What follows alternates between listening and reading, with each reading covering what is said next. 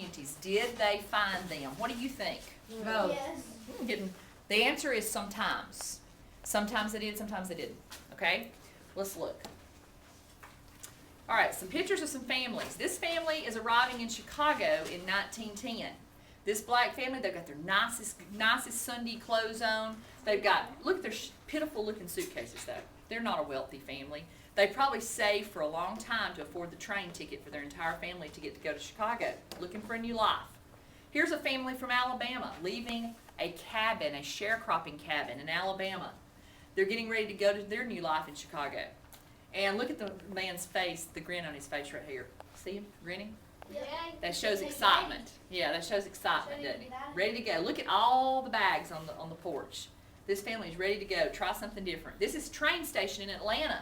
All these folks are trying to catch a train north to go to their new lives in cities. Yes? Why did they have so many suitcases if they didn't have like a lot of clothes and stuff? Well, they, over the years, they've made clothes in the South. They have accumulated some things, okay? But it was everything they owned. If they owned a clock, it was in the suitcase. Okay, it wasn't all clothes. They were coming back. Most of them believed they weren't coming back.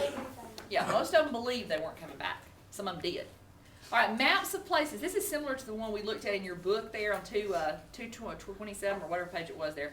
1916 to 1930. If you lived in Alabama, you usually went straight north to Detroit. Who remembers what factories were in Detroit, Michigan? Does anybody remember? Steel. It wasn't steel. Steel was in Pittsburgh. Oil. Wasn't oil. Anybody in Detroit? I'll give you a hint. Henry Ford. What was he building? The Cars. Cars. All right. The automobile industry was really booming by 1915 and 1920. So a lot of these people from Alabama went to Detroit to get jobs. Chicago, you could work in the meat packing industry. If you lived here, you might go out west to Los Angeles, which was a booming new city out there. Boomtown. And then these folks in Georgia, they would have went up the coast there to Washington, D.C. or New York. Okay? This is what you want to put on your notes. So everybody get your pencils ready. Black folks went to the north for these reasons. To look for factory work, jobs. To start new what? Businesses. To start new businesses. All right. To try to escape prejudice that those black codes in the South were putting on them. To seek adventure. Some of these black folks had never been off a farm in their life. They had grown up in Alabama or Georgia sharecropping. And all of a sudden they're going to get to go see skyscrapers. Would that have been a big deal? Yes. Yeah. Some of them had never experienced electricity. And they'd never seen a lit building. They had never seen cars, that many cars on the streets. The South was very much behind the North as far as economics and money-wise. So they're going to discover big city life for the first time. This is huge for them.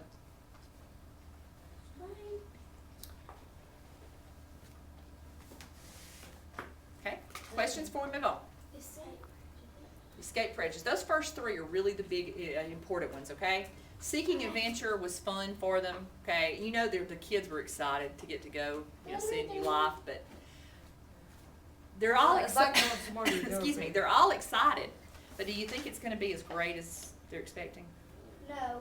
It's not. Because they're still going to get judged. It's not. Look at this. Look at the picture of this woman. Head down. See the tear? Guys, when they got to the north, those northern cities, the reality was much different than what they had hoped for.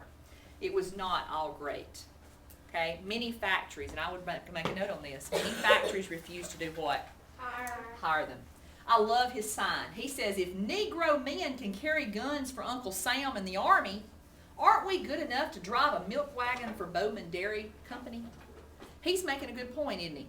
He says the U.S. Army lets us, carry guns and fight in wars, but you don't want to hire us to work for your company? I mean, he's making a great point. What about it? Did they have to have driver license back then? I'm pretty sure that they did by this time. Is that African-American? Don't know the requirements. Yes, it is. So that's a good note to take. Here's another good note to take. They were given the hardest and the lowest paying jobs in the cities, even sometimes lower than what group of people who also Chinese. Immigrants. Sometimes they were even below, in some cases, the immigrants, because they were the new guys on the block. The immigrants had been there a while, some of them. The Northerners were used to them, and now here comes these hundreds and thousands of black people from the South to get work, and Okay, look at his sign. Slavery was abolished. It was done away with, yet I work for $8 a week. He's making a point. He's not getting paid enough. All right, and they're marching. This is in the 1930s, and they're marching about their pay and about how they're being treated Like in the on North. strike or something? I don't know if it was a strike or a protest, but they were protesting. All right, they were forced to live in the worst and poorest conditions in town. Look at that slummy area, the trash in the sidewalk there. This looks as bad as the tenements, doesn't it? Yes, All right, they lived in some cases as bad or worse areas than the immigrants did. All right, I like this article. This is an article from a Philadelphia, Pennsylvania paper that says blacks are coming to the North and get this, they're bringing the race problem with them. What? That's what it says. They're bringing the race problem with them. This woman wrote this article and she says, I wish they wouldn't come here and bring that race problem. We don't have that up north, and they're bringing it by coming here. So that tells you about the whites' attitudes, a lot of them up north. Look at the body language here. Look, he is mad. The body language here. These white men. They're angry. They've been on strike. Y'all know what strikes were? Yeah. It was where you struck to try to get better wages. They're striking, and it says factories in the north were having trouble finding cheap labor. Remember, if you're a business owner, you don't want to pay a whole lot, do you? You want to pay the worker as little as you can because you make more profit. Well, here comes these black people up there, and these whites are on strike. We want better pay. We want better pay.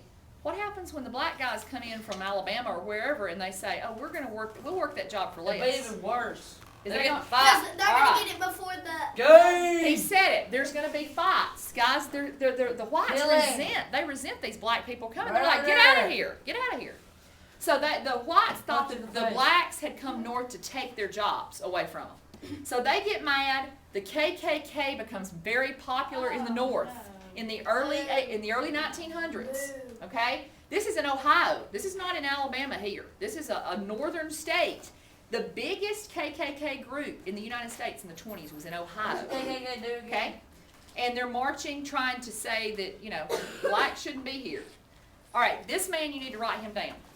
His last name was Du Bois, D-U-B-O-I-S. Webb was his initials. I don't know what his first name was. He went by Webb, W-B. He spoke out in newspapers. He wrote magazines. And he said, black people are being treated badly, and we got to stand up and yell about it. That was his solution. His solution was if black people will get together and they protest enough, loudly enough, that whites will listen. W.B. Du Bois would become a great leader of the black people in the early 1900s. The black people that could read his newspapers and his magazines, and they listened to him. W.B. Du Bois believed that things could change. He started an organization called the NAACP, the National Association for the Advancement of Colored People. It still exists today. We're going to look in just a few minutes at their website. Okay? He started the NAACP, and he believed in fighting for black rights. Now, before there was Martin Luther King, there was W.B. Du Bois, 50 years before Martin Luther King. All right, he was a black guy, light So skinned even black, black after guy. him, it was still real bad. Even after Du Bois, oh yes, Because yes. then. King had to come in and do Yeah. what he did, yes. All right, Booker T. Washington, write his name down too. He had a different perspective than W.B. Du Bois. He believed in better education for black people. He said, we got to lift ourselves up as black people. We've got to become educated. We've got to learn to read. We've got to learn to write. We've got to make sure our children know how to do this, and then white people will listen to us. Then we will be looked at more as equals. Okay? I'm a big fan of Booker T. Washington. I think just that's my personal thing. I think he had the right attitude. Let's educate, let's do what we can to help ourselves, raise ourselves up education-wise, and then everybody will give us a fair chance. He started Tuskegee Institute. Does anybody know what state that's in? Alabama. Down, it's east of Montgomery. If you get on the highway, I think it's 82 through there, you can go to Tuskegee. I'm going to show you that website in just a minute, okay? Tuskegee Institute website. All right, questions before we...